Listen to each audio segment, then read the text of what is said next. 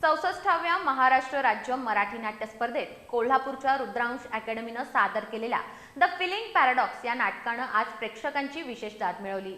कृत्रिम बुद्धिमत्ता, मानवी भावभावना आणि तंत्रज्ञानाच्या अतिरेकातून निर्माण होणारी मानसिक गुंतागुंत या विषयाला स्पर्श करणारं हे नाटक मंगळवारी सादर करण्यात आलं। स्पर्धेच्या 15व्या दिवशी रुद्रांश अकॅडमीचं द फिलिंग पॅराडॉक्स हे नाटक रंगमंचावर आलं।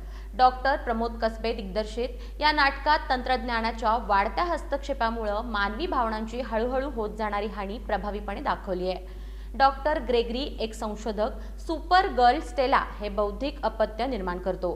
प्रचंड बुद्धिमत्ता असली तरी तिच्याकडे मानवी भावभावनांचा स्पर्श नसतो। पण या प्रयोगांमध्ये गुंताना मानव स्वतःच भावशून्य होत चालल्याचं प्रतीक ग्रेगरीच्या व्यक्तिरेखेतून प्रभावीपणे दिसतं। डॉक्टर प्रमोद कसबे यांनी डॉक्टर ग्रेगरीची भूमिका ताकदीने साकारली आहे। मिहिराची भूमिका करणारी डॉक्टर अपूर्वा पाटील आणि स्टेलाची भूमिका साकारणारी प्रांजल ननावरे यांनीही उत्तम अभिनयानं प्रेक्षकांची मनं जिंकली। नाटकाची संगीत रचना आणि प्रकाश योजना संशोधनाच्या अवकाशाचा आभास निर्माण करत वातावरण अधिक प्रभावी बनवतं।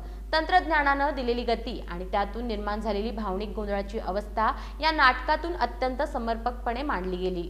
युवा कलाकारांसाठी ज्वलंत प्रश्न उपस्थित करणारं आणि त्यांच्या सादरीकरणाला नवी दिशा देणारं असं हे नाटक ठरलंय।